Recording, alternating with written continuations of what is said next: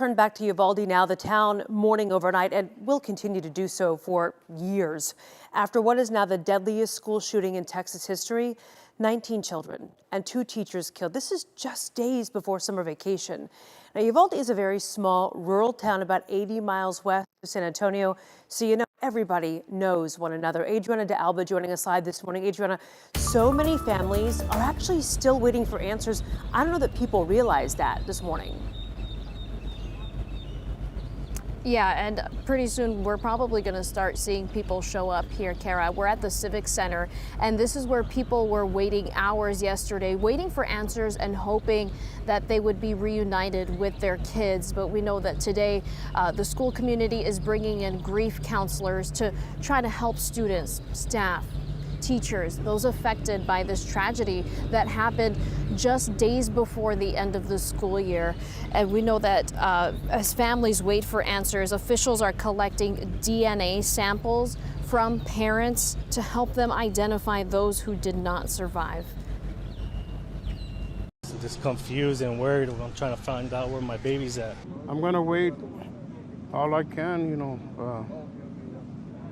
I'm concerned.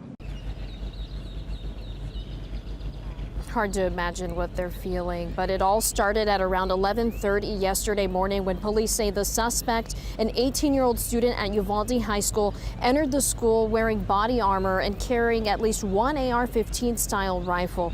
He killed 19 children and 2 teachers before responding officers eventually killed him. Now, initially, authorities said he killed his grandmother before going to the school, but we have since learned that Grandma is in critical condition but alive. And today, for the rest of the school year, classes and all school activities are canceled as people try to process this.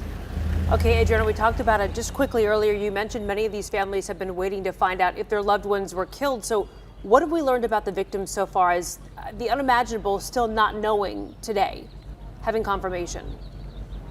Yeah. Kara, that information is coming in little by little. We're starting to see the faces. It's starting to really, really hurt. We know the names of 5 people who died in the shooting, and 4 of them were between the ages of 8 and 10. Another was a teacher, and I'm going to have some more information about the victims in the next 30 minutes. Yeah, Adriana, thank you.